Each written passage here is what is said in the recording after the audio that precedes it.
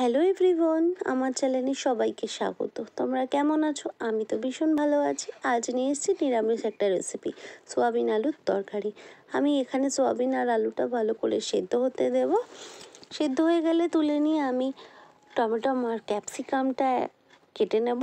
তারপর কড়া তেল বসিয়ে তেলে একটু ফোড়ন দিয়ে দেবো, জিরে, শুকনো লঙ্কা, তেজপাতা, গোটা গরম মশলা। তারপরে সেদ্ধ করা আলু আর সোয়াবিনটা ভালো করে তেলের মধ্যে দিয়ে নাড়াচাড়া করতে হবে।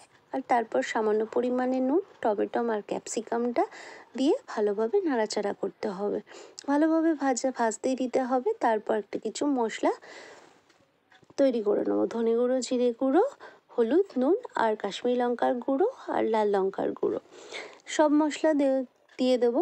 দিয়ে সামান্য পরিমাণ জল দিয়ে আমি ভালোভাবে এটাকে কষবো। প্রায় কিছুটা পরিমাণ কষে আসার পর আমি একটু আদা অ্যাড করব। যেহেতু নিরামিষ তরকারি, আদাটা দিলে তরকারিটা খেতে খুব সুন্দর লাগে। ভালোভাবে কষতে দেব।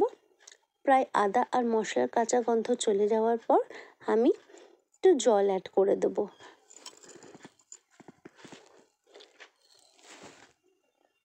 কিছু পরিমাণ জল দেব। জলটা ভালোভাবে ফুটে এলে আমি লাস্টে ঘি আর গরম মশলা দিয়ে তো ফাইনালি তরকারিটা রেডি হয়ে গেল। তোমরা ঘরে করে দেখতে পারো। আর যদি ভালো লাগে ভিডিওটা লাইক করো।